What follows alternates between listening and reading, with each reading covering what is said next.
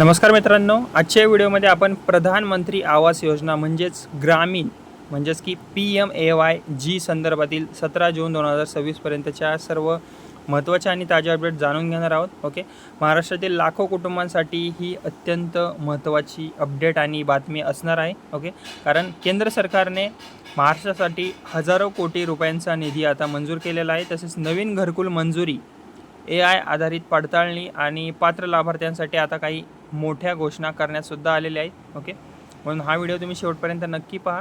Okay, आता सर्वप्रथम जी पहिली अपडेट आहे, पहिली बातमी आहे ती पाहूया आपण. ओके, केंद्रीय ग्रामीण विकास मंत्री शिवराज सिंह चौहान यांनी महाराष्ट्रासाठी प्रधानमंत्री आवास योजना ग्रामीण अंतर्गत 2026-27 या आर्थिक वर्षासाठी तब्बल 8,368.50 कोटी रुपयांचा निधी आता मंजूर केल्याची आणि झाल्याची घोषणा केलेली आहे. आणि या निधीमुळे राज्यातील घरकुल बांधकामांना मोठी गतीसुद्धा मिळणार आहे. ग्रामीण भागातील अनेक पात्र कुटुंबांचे पक्क्या घराचे स्वप्न आता पूर्ण होण्याच्या दिशेने एक मोठे पाऊल पडलेले आहे. ओके, आता याच कार्यक्रमामध्ये आणखीन एक ऐतिहासिक घटना घडलेली आहे. ओके, आता त्याबद्दल सांगायचं झालं तर प्रधानमंत्री आवास योजना ग्रामीण अंतर्गत पूर्ण झालेल्या 5 लाख घरांचा आता गृहप्रवेश सोहळा पार पडलेला आहे. ओके, आणि या सोहळ्यात काही लाभार्थ्यांना प्रतिकात्मक स्वरूपात घरांच्या चाव्यासुद्धा देण्यात आलेल्या आहेत. आणि या कार्यक्रमाला मुख्यमंत्री देवेंद्र फडणवीस, उपमुख्यमंत्री एकनाथ शिंदे आणि सुनेत्रा पवारसुद्धा सध्या उपस्थित होत्या. ओके, आता मित्रांनो, देशभरातील प्रधानमंत्री आवास योजनेबाबत देखील एक मोठी उपलब्धी समोर आलेली आहे. आत्तापर्यंत देशभरात 3 कोटींपेक्षा जास्त घरे पूर्ण करण्यात आलेली आहेत. आणि ही जी योजना आहे ती सुरू झाल्यापासूनचा हा एक ऐतिहासिक टप्पा मानला जात आहे. ओके, कारण की 3 कोटींपेक्षा जास्त घरे एक चांगली गोष्ट आहे. ओके, आणि 3 कोटी घरं म्हणजे की त्याला खूप जास्त प्रकारे लक्ष देऊन काम करावं लागतं. ओके, आता सरकारच्या माहितीनुसार देशभरात जवळजवळ 4.15 कोटी घरांचे उद्दिष्ट ठेवण्यात आले असून त्यापैकी 3.91 कोटी घरांना आता मंजुरी देण्यात आलेली आहे.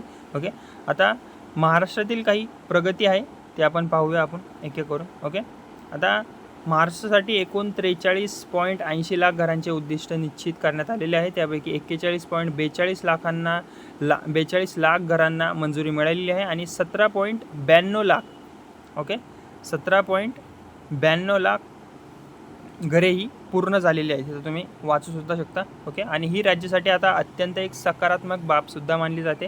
ओके, आता एक सर्वात महत्त्वाची बाब म्हणजे की केंद्र सरकारने महाराष्ट्राला एका वर्षात 30 लाख नवीन घरे बांधण्याचे लक्ष्यसुद्धा दिलेले आहे. ओके, देशातील कोणत्याही राज्याला देण्यात आलेले हे सर्वात मोठे लक्ष्य असल्याचे सुद्धा सांगितले जात आहे. ओके, निश्चितच एक चांगली आणि महत्त्वाची मोठी बाब म्हणता येईल. ओके, आता यामुळे होणार काय की आगामी काळात लाखो पात्र कुटुंबांना घरकुलाचा लाभ मिळू शकतो. ओके, आता तसेच नंतरची अपडेट की प्रधानमंत्री ग्राम सडक योजना अंतर्गत देखील मोठी घोषणा काही करण्यात आलेली आहे, ती सुद्धा आपण पाहूया. ओके, PMGSYIV अंतर्गत महाराष्ट्रातील 35 नवीन रस्ते प्रकल्पांना आता मंजुरी देण्यात आलेली आहेत. आणि या प्रकल्पांची एकूण लांबी 95.99 किलोमीटर आहे. ओके, तर यासाठी 122.98 कोटी रुपयांचा खर्चसुद्धा मंजूर करण्यात आलेला आहे. ओके, या रस्ते प्रकल्पांचा फायदा 35 ग्रामीण वस्त्यांना होणार आहे. ओके, तर मित्रमंडळींनो, आता नवीन लाभार्थ्यांसाठी एक अत्यंत महत्त्वाची अपडेट आहे, ती तुम्ही नीट बघून घ्या. ओके, आता प्रधानमंत्री आवास योजनेतील अपात्र लाभार्थी आणि गैरप्रकार रोखण्यासाठी आता AI म्हणजेच काय, आर्टिफिशियल इंटेलिजन्स तंत्रज्ञानाचा वापर केला जाणार आहे. ओके, आवास प्लस 2024 सर्वेक्षणातील माहिती AI द्वारे आता तपासली जाणार आहे. ही गोष्ट तुम्ही लक्षात ठेवा. ओके, आवास प्लस 2024 सर्वेक्षणातील माहितीची कृत्रिम बुद्धिमत्ता आता AI द्वारे त्याची पडताळणी होणार आहे. ओके, यामुळे होणार काय, खऱ्या पात्र लाभार्थ्यांना प्राधान्य मिळण्यास अधिक जास्त गतीने मदत होणार आहे. ओके, तसेच आता ग्रामपंचायत स्तरावर सध्या ग्रामसभांचे आयोजन सुरू आहे. यामुळे स्थायी पात्रता म्हणजेच काय, परमनंट वेट लिस्ट तयार केली जात आहे. आणि ही जी यादी आहे 30 जून 2026 पर्यंत पूर्ण करण्याचे उद्दिष्ट ठेवण्यात आलेले आहे. यामुळे नवीन लाभार्थ्यांची निवड अधिक पारदर्शक पद्धतीने आता जलद गतीने होणार आहे. ओके, तर केंद्रीय मंत्री शिवराज सिंह चौहान यांनी यावेळी एक मोठे आश्वासन दिले आहे की त्यांनी स्पष्टपणे सांगितले आहे की देशातील कोणताही गरीब नागरिक कच्च्या घरात राहणार नाही, तसेच पात्र असूनही ज्यांचा समावेश योजनेत झालेला नाही अशा कुटुंबांचे सर्वेक्षण करून त्यांनाही घरकुलाचा लाभ दिला जाईल असेही त्यांनी सांगितलेले आहे. ओके, आता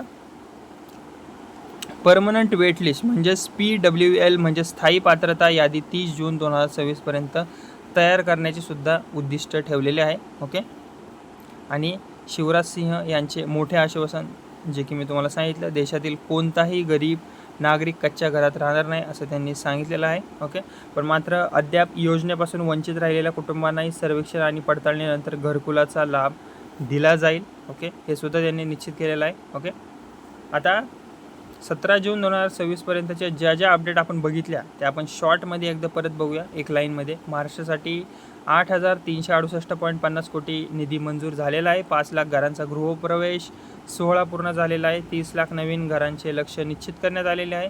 AI आधारित लाभार्थी पडताळणी सुरू आहे सध्या आणि 30 जूनपर्यंत स्थायी पात्रता यादी तयार केली जाणार आहे. म्हणून ज्यांनी प्रधानमंत्री आवास योजनेसाठी अर्ज केला आहे किंवा अर्ज करण्याची तयारी करत आहेत त्यांनी ग्रामपंचायत किंवा संबंधित कार्यालयाशी संपर्कात राहावे. ओके, आणि ही जी माहिती आहे ती उपयुक्त तुम्हाला वाटली असेल तर व्हिडिओला लाईक करा आणि तुमच्या मित्रांना आणि नातेवाईकांना हा व्हिडिओ नक्की शेअर करा. ओके, आणि प्रधानमंत्री आवास योजना, लाडकी बहीण योजना, संजय गांधी निराधार योजना आणि इतर सरकारी योजनांच्या ताज्या अपडेटसाठी माझे बडी नावाचं चॅनल आहे, त्याला सबस्क्राईब करायला विसरू नका. ओके, धन्यवाद.